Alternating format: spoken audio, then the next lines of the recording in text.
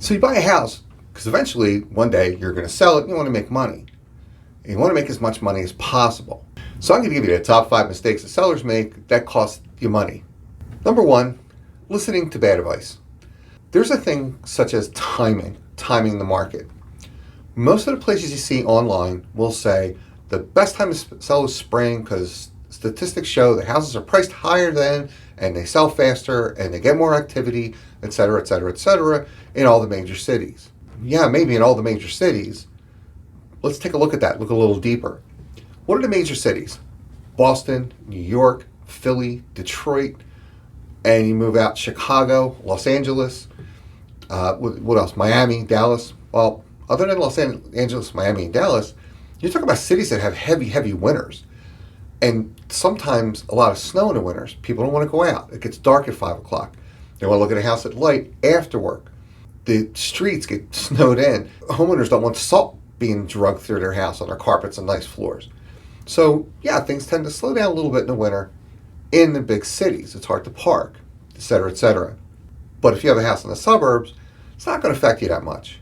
Timing the real estate market is like timing the stock market. It's rarely done correctly, and it rarely makes you money. It often just costs you money. Second thing is overpricing your house. There's a lot of realtors that'll come out and tell you that your house is worth here when all the data shows it's only worth here. They want to get the listing, and then they can reduce it if they don't get it sold for that price. What happens often is it winds up somewhere down here. It's selling for a lot less because it stagnates on the market. Whether it's a hot market or a cold market, a buyer's market or seller's market, we still have houses that expire. Few and far in between in a seller's market, but when they're not priced right, the house will sit. The third thing sellers come across, the mistakes they make, is surprises in the home inspection. Some things are easy to see, but even in the nicest house, there's things that you might not know about. Your heat exchange may be 10 years old. You figure, oh, we got another 10 years left on it, but there may be something wrong with it. Poor maintenance, or lack of maintenance, just a bad manufacturer. Anything can happen with that. So a good tip, spend a couple $100, get a home inspection beforehand so you know what you're dealing with. If there's anything major, you can get it fixed in advance where it doesn't cost you 3 or 4 times as much as it would to get it fixed in advance. Curb appeal.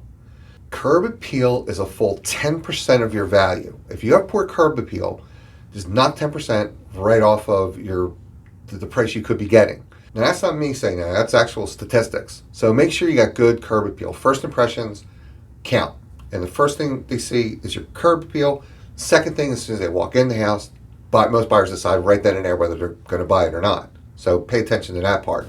The fifth thing, and this is a big one, is fixing or updating things that are not going to get your money back. I have a whole video on the top 8 things you do not want to fix and why you don't want to fix them, but I'll share this with you.